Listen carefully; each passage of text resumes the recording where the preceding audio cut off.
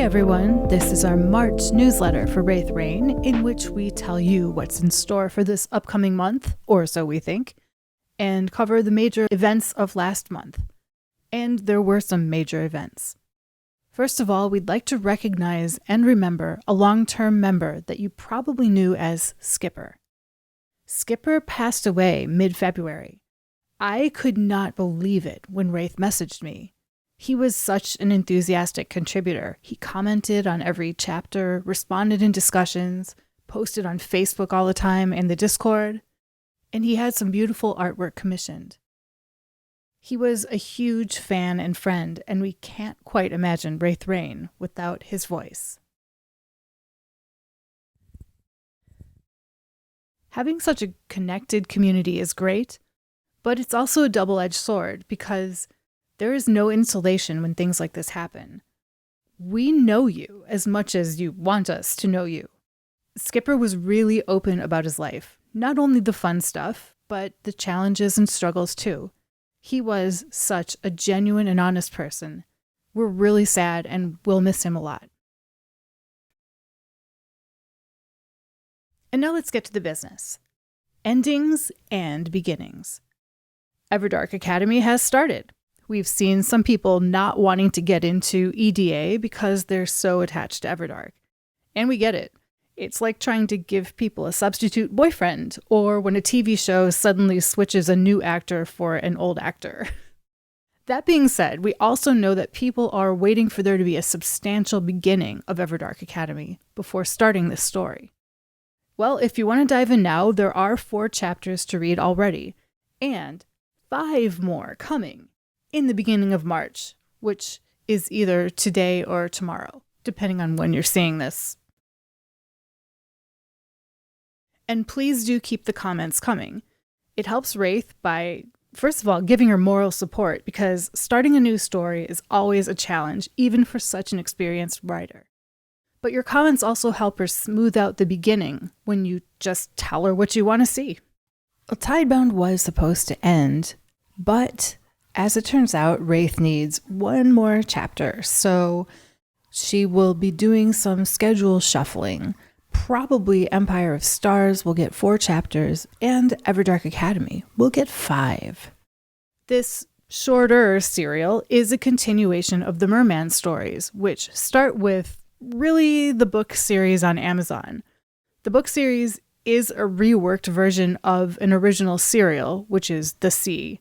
The Sea serial is kept on the site for old time's sake, but the recommended reading order is first the Merman series, then the serial House of Air, which is the Merman 2, and then Tidebound.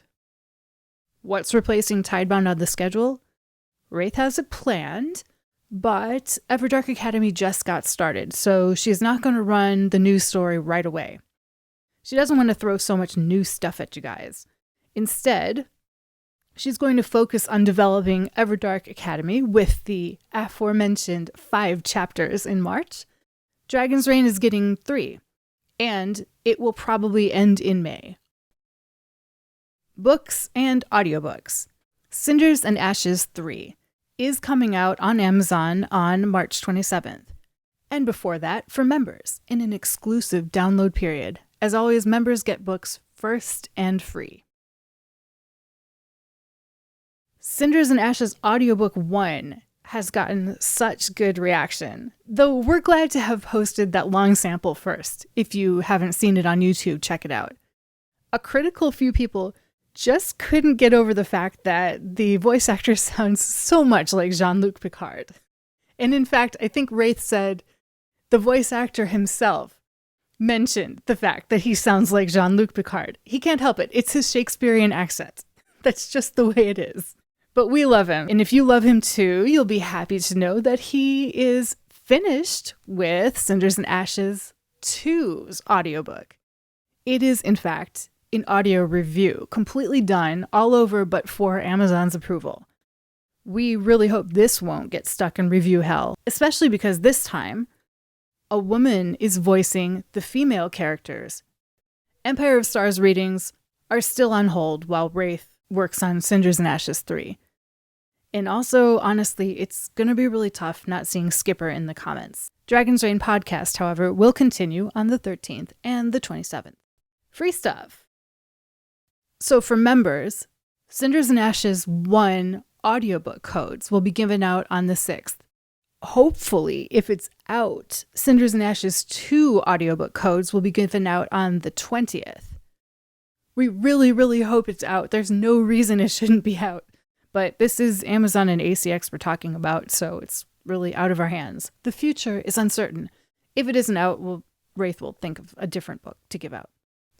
And since Cinders and Ashes 3 is coming out on March 27th, we have made Cinders and Ashes 1 free starting March 27th for 5 days.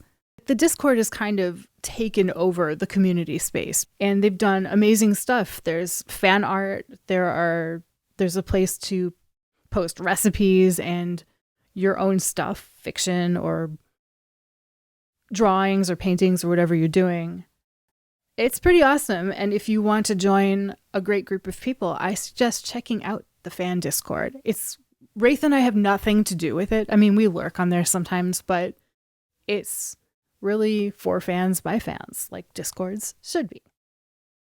Anyway, there's also something I wanted to ask. We've been kicking around the idea of doing like text messaging to people, only to people who want it. This would not be a marketing thing. It would be for members, because people are still complaining that the notifications for chapters are going to spam and things like that. And we know that a ton of people, myself included, are holdouts for like AOL and Hotmail and Yahoo and stuff like that. Because, once you've had an email for a while, you don't want to give it up because it's the email that everybody knows.